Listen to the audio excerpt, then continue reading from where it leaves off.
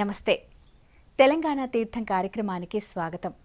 3 గుండ్ల మీద వెలిసిన ముక్కోటి, పరశురాముడు ప్రతిష్ఠించిన పాప వినాశక లింగం, సంతానాన్ని ప్రసాదించే సంతానేశ్వరుడు, కోరిన కోర్కెలు తీర్చే భోళాశంకరుడు, లింగం మీద జడల ఆకారంతో దర్శనమిచ్చే జడల రామలింగేశ్వరుడు, కష్టాల కోర్చి తనను చేరుకునేవారి కష్టాలను తీర్చే భక్తవరదుడు, చెరువుగట్టు మీద వెలిసిన శ్రీ పార్వతీ జడల రామలింగేశ్వరుడు.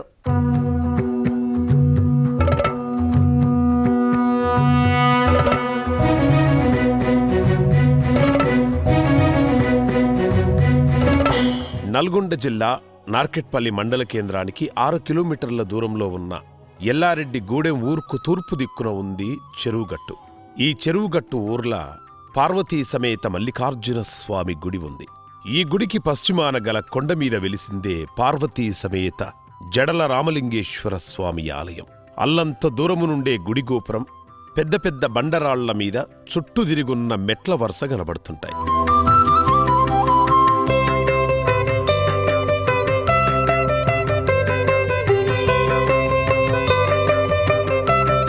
చుట్టూ పచ్చటి ప్రకృతి, ఎత్తైన కొండ చుట్టూ కొండ మీద్దాంక కట్టుకుంటూ పోయినట్టుగా కనబడే దేవాలయాలు, ఎంతో దూరం నుండి కూడా కనబడే గోపురాలు ఈ గుడిని ప్రత్యేకంగా కనబడేటట్టు చేస్తున్నాయి. అడుగడుగున అనేక రకాల రూపాల్లో కనబడే లింగాకారుడు కొండ కొసకు చేరి తనను దర్శించుకునేటోళ్లకు కొంగు బంగారంగా కోరిన కోరికలు తీర్చే భక్త వల్లభుడిగా కనబడతాడు.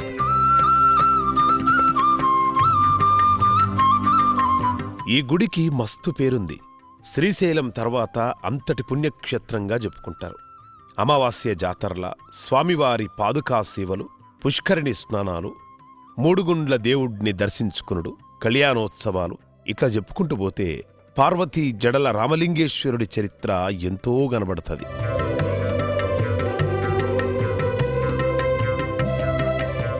చెరువుగట్టు రామలింగేశ్వరుడికి త్రేతాయుగం నాటి చరిత్ర ఉంది.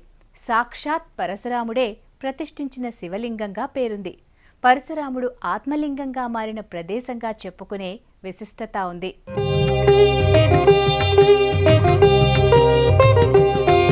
ఈ గుడి ఏర్పడుడెనక త్రేతాయుగంలా కార్తవీర్యార్జునుడికి పరశురాముడికి జరిగిన యుద్ధం ఉంది. కార్తవీర్యార్జునుడనే చక్రవర్తి ఓసారి జమదగ్ని మహర్షి ఆశ్రమానికి వస్తాడు.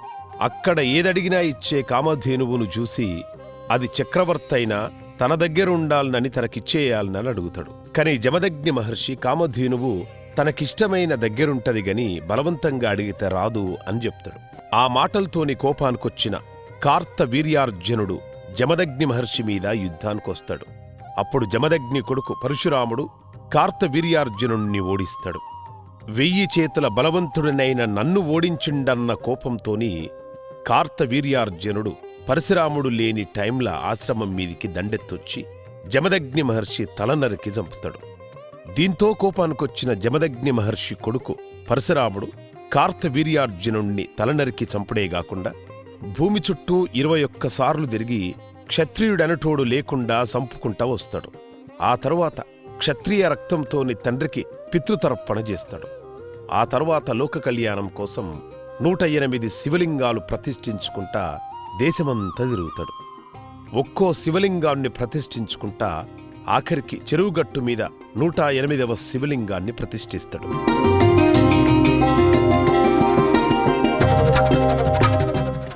సంవత్సరాల క్రితం పరశురాముడు స్థాపించిన 108 లింగాలలో శ్రీ చెరువుగట్టు జడల రామలింగేశ్వర స్వామి ఆలయంలో ప్రతిష్ఠించిన 108వ శివలింగం. ఈ శివలింగం దీనికి ఎంతో విశిష్టత ఉంది. భక్తులకు కోరుకున్న కోరికలను నెరవేరుతాయన్న ప్రతీతి ఉంది. ఇక్కడ దీనికి సంబంధించి మన పరమశివుడు పశ్చిమాన ఉండడం వల్ల పశ్చిమ దిశగా ఉండే శివుణ్ణి ప్రార్థిస్తే కోరికలన్నీ నెరవేరుతాయి, సుఖ సంతోషాలతో ప్రజలు ఉంటారన్న విశ్వాసం ఎక్కువ ఉంది. అంతేకాకుండా ఇక్కడ ప్రజలు ప్రతి సంవత్సరం పంట ఎప్పుడు స్టార్ట్ చేసినా ఇక్కడి నుంచి దేవుని కాడ దర్శనం చేసుకొని తిరిగి అదే పంటని స్వామివారి బ్రహ్మోత్సవాలప్పుడు అగ్నిగుండాల రూపంలో ప్రతి సంవత్సరం ఆనవాయితీగా ఇస్తారు. చెరువుగట్టు మీద లింగాన్ని ప్రతిష్ఠించి శివుని కోసం తపస్సు చేస్తాడు పరశురాముడు. ఏండ్లు గడుస్తుంటాయి, కానీ శివుడు ప్రత్యక్షంగాడు. ఇంకో దిక్కు పరశురాముడు ప్రతిష్ఠించిన లింగం రోజురోజుకు పెరుక్కుంటూ పోతుంది. దీంతో పరశురాముడికి కోపం వస్తుంది. శివలింగం రోజురోజుకు పెరిగిపోతుంది. తన తపస్సు ఏండ్లకు ఏండ్లు సాగుతుంది గాని శివుడు కరుణించకపోవుడు, దర్శనమివ్వకపోవుడుతోని కోపానికొచ్చిన పరశురాముడు గొడ్డలితోని శివలింగం మీద ఒక్క పెట్టు పెడతాడు. దీంతో వెంటనే శివుడు ప్రత్యక్షమై, ఇన్నేండ్లు నువ్వు చేసిన తపస్సు నాకు నచ్చింది. ఈ క్షేత్రం పవిత్ర పుణ్యక్షేత్రంగా మహిమాన్వితమైందిగా వెలుగొందుతుందని చెప్తాడు. ఆ తరువాత తృప్తి చెందిన పరశురాముడు ఇక్కడ్నే జీవిడిసిండని, గాయన ఆత్మైకం పొంది ఆత్మలింగంగా మారిండని, అది కూడా ఈ క్షేత్రంలో కనిపిస్తదని భక్తుల నమ్మకం. లింగం మీద గొడ్డలితోని కొట్టిన దగ్గర జడల రూపం ఏర్పడి పక్కలకు జడలలాగా కనబడుతుంది. అందుకే ఈ క్షేత్రానికి జడల రామలింగేశ్వర క్షేత్రం అన్న పేరొచ్చింది.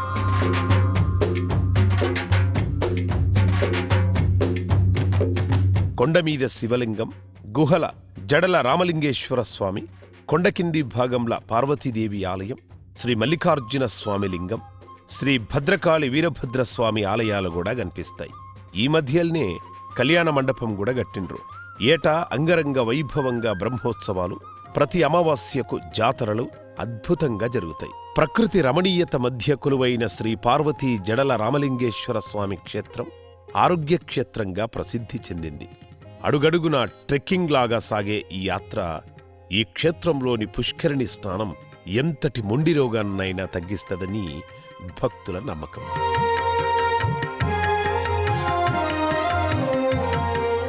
నా పిల్లగానికి బాగా లెక్క బొక్కిన మంచి గుండు, 2 పిల్లలు అయ్యారు. అంత మటుకు మొక్కిన వేస్తా స్వామి, ₹1,00,000 వేస్తున్నా, వేసిన ₹1,12,000 వేసిన. మా పిల్లగాడు బాగా లేడు, అప్పుడు సస్తుడు బతికిండు అన్నమాట.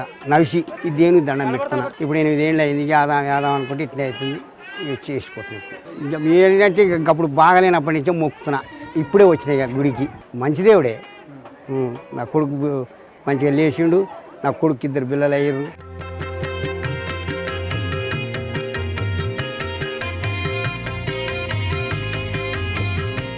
శ్రీ పార్వతీ జడల రామలింగేశ్వర స్వామి క్షేత్రానికి వెళ్లే దార్లా ఓ బండకు మస్తు ముచ్చటుంది. దీన్ని ఆపరేషన్ బండ అంటారు. గమ్మత్ అనిపిస్తుంది కదా. గీ బండ మీద పడుకుంటే కడుపులున్న గడ్డలు కరుగుతాయట. అందుకే దీనికి ఆపరేషన్ బండ అన్న పేరొచ్చింది.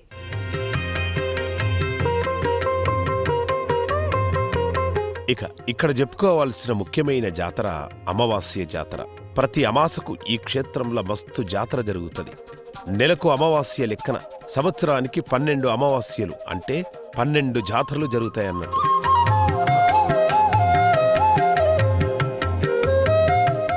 దేశంలో ఎక్కలేని విధంగా మన దేవస్థానం నందు సంవత్సరానికి 12 అమావాస్యలకు, ఒక్కొక్క అమావాస్యకు 1,00,000 నుంచి 1,50,000 మంది భక్తులు స్వామివారిని దర్శించుకొని ఈ కొండపైన నిద్ర చేయడం జరుగుతుంది. వారి వారి కోరికలను నెరవేర్చుకుంటూ వారే ఇతర భక్తులకు తెలియజేయడం వల్ల ప్రతి అమావాస్యకు భక్తుల సంఖ్య పెరుగుతూ ఉన్నది. ప్రస్తుతం ఈ దేవస్థానం సంవత్సరానికి 7 కోట్ల ఆదాయం కలిగి నల్గొండ జిల్లాలోనే ప్రథమ దేవస్థానంగా వెలుగొందుతున్నది.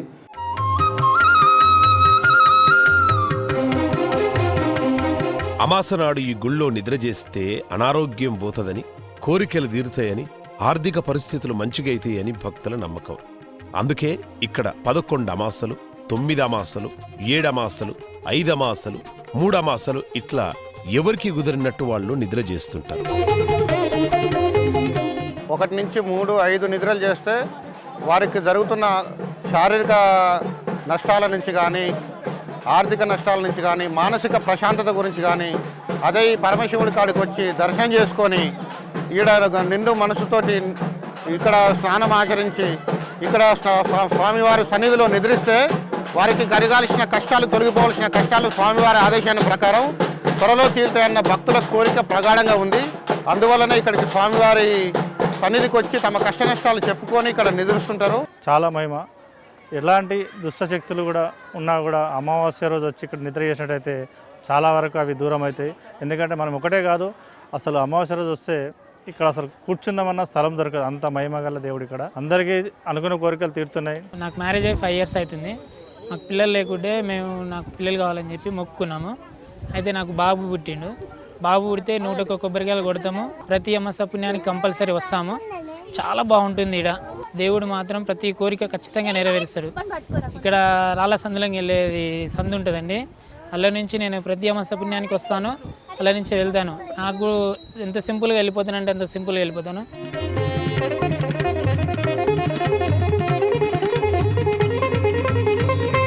ఇట్లా నిద్ర చేయడానికి కుటుంబం మొత్తం వస్తారు. అమాస రోజు పొద్దుగాలయ్యే 1,00,000 పుష్పార్చనలో పాల్గొని స్వామివారికి పూజలు చేసి రోజు మొత్తం దేవాలయంలోనే గడుపుతారు. ఇక రాత్రి 3 గుండ్ల మీదెక్కి అక్కడున్న రామలింగేశ్వరుణ్ణి దర్శించుకొని ఆ తర్వాత నిద్ర చేస్తారు.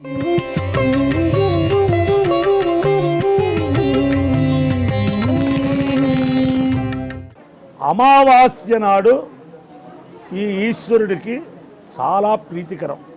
ఈ అమావాస్య నాడు ఏగ కూడా రానటువంటి జన సమ్మర్దంతో ఈ కొండ ఉంటుందని చెప్పి తెలిసి అమావాస్య నాడు అర్చన అది చాలా చాలా సనాతనంగా ఆచరిస్తూ ఉంటారు. తమిళనాడు, కర్ణాటకలో అక్కడక్కడ అమావాస్య నాడు ఈశ్వరుడు అర్చన చేస్తారు. మన ఆంధ్రదేశంలో కానీ ఈ తెలంగాణ దేశంలో కానీ అతి తక్కువగా నడుస్తూ ఉంటుంది.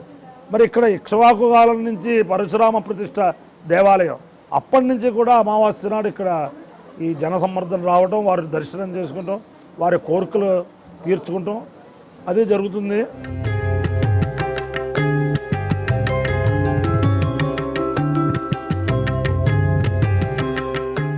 ఇక్కడ చెప్పుకోవాల్సిన ఇంకో వింత ఆచారం ఉంది. అదే పిల్లల్ని ధ్వజస్తంభానికి గట్టుడు. పిల్లలకు ఆరోగ్యం బాగలేకపోతే మొక్కుకున్న తల్లిదండ్రులు ఆరోగ్యం బాగైనంకొచ్చి వాళ్ళ పిల్లల్ని గుడి ముందున్న ధ్వజస్తంభానికి కట్టి కొంచెంసేపు ఉంచుడు ఆచారం.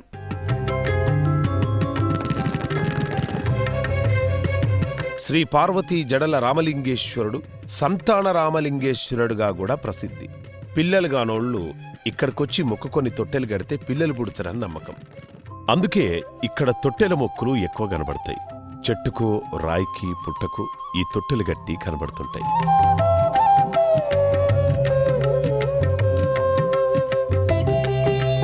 ఇక్కడున్న ఇంకో స్పెషాలిటీ ఏంటంటే గుండ్ల మధ్య నుండి ఈగుడు. ఇగో ఈడ వీళ్ళొస్తుండ్రు చూడుండ్రి, ఇట్లన్నమాట. 2 గుండ్ల మధ్యలున్న సన్నని జాగల నుండి ఈగితే పుణ్యాత్ములని కోరిన కోరికలు తీరుతాయని నమ్ముతారు. మనస్సు నిర్మలంగా ఉంటే ఎంత దొడ్డుగున్నోళ్ళైనా ఇండ్లకెళ్ళి రాగలుగుతారట. మనసు మంచిగా లేకపోతే ఎంత బక్కటోళ్ళైనా రాలేరని అంటారు.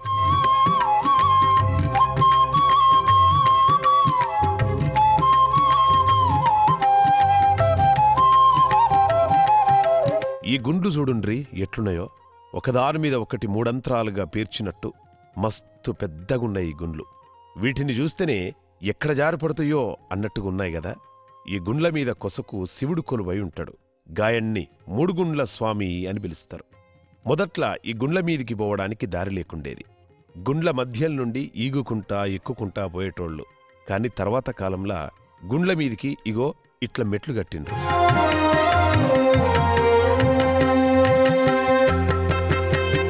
దీంతోని పైకి పోవుడు ఈజీ అయింది. అంతేకాదు శివలింగం చుట్టూ కూడా ఇగో ఇట్లా ఫిన్చింగ్ లాగా చేసి పెట్టిండ్రు. అంతకుముందు ఇవి లేకుండే. భక్తులు దగ్గర దాకా పోయి చూసేటట్టుండేది.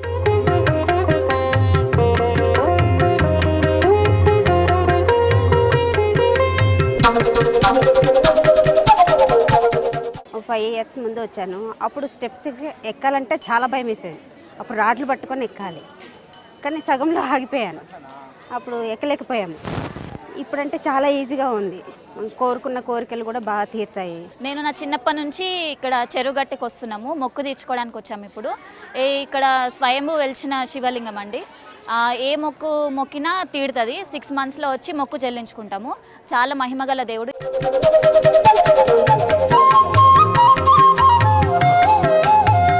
ఈ గుడి 2 భాగాలుగా కనబడుతుంది. చెరువుగట్టుల పార్వతీ సమేత రామలింగేశ్వర స్వామి గుడి, దాని పక్కన గుట్ట మీద పరశురాముడు ప్రతిష్ఠించిన శ్రీ జడల రామలింగేశ్వర స్వామి దేవాలయం. అయితే ఇది మొత్తం ఒక్కటే దేవాలయం లెక్క కనిపిస్తుంది.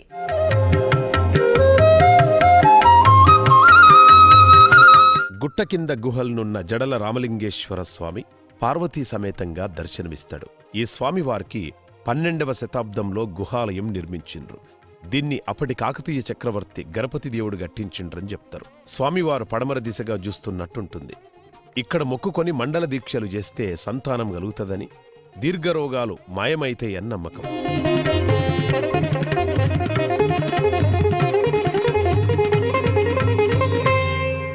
గుట్ట కింది భాగంలో ఎల్లమ్మ తల్లి, వీరభద్రస్వామి దేవాలయాలు వేరువేరుగా కనబడతాయి. ఎల్లమ్మ తల్లికి బోనాలు సమర్పించుడు ఇక్కడ అడుగడుగున కనబడుతుంది. ఇక్కడ్నే బోనం వండి అమ్మవారికి సమర్పించుకునుడు సాధారణంగా కనపడే ముచ్చట.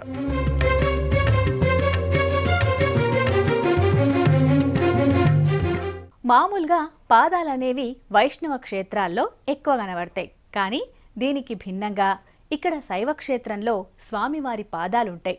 ఇక్కడి శివుడు రామలింగేశ్వరుడు అంటే శివకేశవులిద్దరూ ఒక్కటేనన్న భావన ఈ పాదాల దర్శనంలో కనిపిస్తుంది.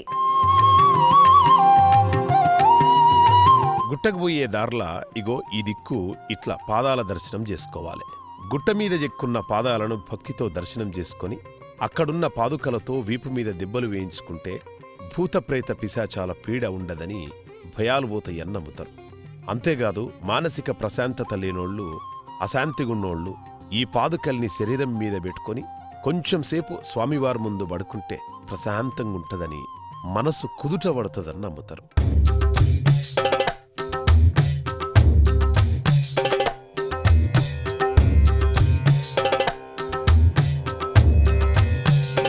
ఇక్కడ ప్రత్యేకంగా చెప్పుకోవాల్సింది స్వామివారి పుష్కరణి. ఇక్కడ స్నానం చేసిన తర్వాతనే స్వామివారి దర్శనయాత్ర షురువైతది. పార్వతీదేవి విగ్రహాన్ని, ఆమె శక్తి రూపాన్ని చూడడానికి 2 కండ్లు సరిపోవు. జగన్మాత అయిన ఆ అమ్మవారు అత్యంత శక్తి స్వరూపిణిగా దర్శనమిస్తుంది. అమ్మవారి గర్భగుడి ముందు ఆమె వాహనమైన సింహం కొలువుదీరుంటుంది.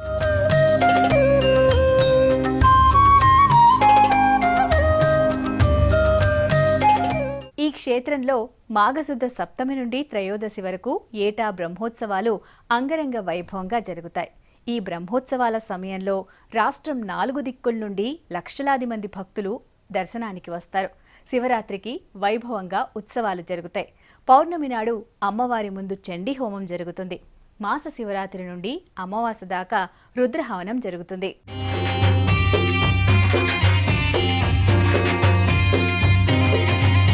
బ్రహ్మోత్సవాల్లో భాగంగా భోగి పండుగ రోజు అమ్మవారి ఉత్సవం, విగ్రహాలు స్వామివారి సన్నిధికి చేరుస్తారు. తర్వాత కళ్యాణోత్సవం, తెల్లారి శేషవాహన సేవ, అగ్నిగుండాలు, తెప్పోత్సవం, ఏకాంత సేవలతోని బ్రహ్మోత్సవాలు ముగుస్తాయి.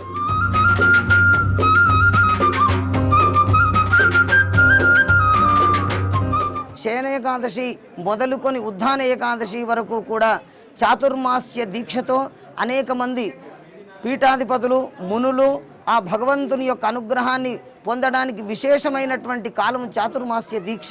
ఆ దీక్షలో ఒకే స్థలంలో ఉండి అనేక మంది ఆ భగవంతుని సేవిస్తూ ఉన్నారు. ఇది ఈ లోకంలో జరుగుతున్నటువంటిది. అంతేకాకుండా ఈ యొక్క స్వామివారి కళ్యాణము మాఘశుద్ధ రథసప్తమి రోజు స్వామివారి కళ్యాణ బ్రహ్మోత్సవాలు ప్రారంభమై 5 రోజులు పంచాహ్నిక దీక్షతో స్వామివారి బ్రహ్మోత్సవ కార్యక్రమాలు జరుగుతూ ఉంటాయి. అంతేకాకుండా ఈ యొక్క స్వామివారి ఉత్సవంలో భాగంగా భోగి పండుగ రోజు అమ్మవారి ఉత్సవమూర్తులను స్వామివారి సన్నిధికి చేర్చి ఈ అమ్మవారు స్వామివారి దగ్గర ఉంటుంది అని చెప్పేసి పూర్వం నుండి చెప్పబడుతుంది. ఆ రోజు నుండి మాఘశుద్ధ రథసప్తమి రోజు ఆ అమ్మవారికి స్వామివారికి దివ్య కళ్యాణ మహోత్సవం జరుగుతుంది. మరుసటి రోజు శేషవాహన సేవ, ఆ తదుపరి రోజు అగ్నిగుండాల కార్యక్రమం, మరుసటి రోజు ఆ తరువాతి రోజు దోపోత్సవ కార్యక్రమం, తదుపరి ఏకాంత సేవతో కార్యక్రమాలు పూర్తి అయి మరుసటి రోజు గజవాహనం సేవ పైన చెరువుగట్టు ఎల్లారెడ్డిగూడెం క్షేత్రం గ్రామాలలో స్వామివారి ఊరేగింపుతో బ్రహ్మోత్సవ కార్యక్రమాలన్నీ కూడా పరిసమాప్తమవుతాయి. ఇటువంటి ఉత్సవాలలో స్వామివారిని సేవించి అనేక మంది భక్తులు తరించాలని చెప్పేసి కోరుతూ ఉన్నాం. ఘాట్ రోడ్ లాంటి దార్ల జరిగే ప్రయాణం గుడిమెట్లకు రాగానే పెద్ద నందీశ్వరుడు స్వాగతం పలుకుతాడు. అక్కడి నుండి కొండమీదికి మెట్ల దారి షురువైతది. దారి మధ్యలో విఘ్నాధిపతి వినాయకుడి నిలువెత్తు విగ్రహం అభయముద్రల కనిపిస్తుంది. మెట్ల పూజ చేసుకుంటా కొండమీదికి బోవుడుతోని శురువయ్యే భక్తుల మొక్కులు కొండ కొసానున్న రామలింగేశ్వరుడి దర్శనంతోని ఖతమైతది. వందల ఏండ్ల చరిత్రున్న ఈ గుడిని ఈ మధ్యల్నే అంటే 2013ల త్రయాహ్నిక దీక్షలతో శైవాగమనం ప్రకారం వేదయుక్తంగా పూజలు చేసి ధ్వజస్తంభ ప్రతిష్ఠ, పార్వతీదేవి, భద్రకాళి, వీరభద్రుడు, గణపతి, కుమారస్వామి, నంది, రామలింగేశ్వర విగ్రహాలను శారదా పీఠాధిపతులతోని ప్రతిష్ఠింపజేసిండ్రు. ఇంతటి మహిమాన్విత క్షేత్రాన్ని దర్శించుకోవటం ముక్తి మార్గమని భక్తుల విశ్వాసం. ఇది ఇవాల్టి తెలంగాణ తీర్థం. వచ్చేవారం మరో క్షేత్ర విశేషాలతో మళ్ళీ కలుద్దాం. నమస్తే.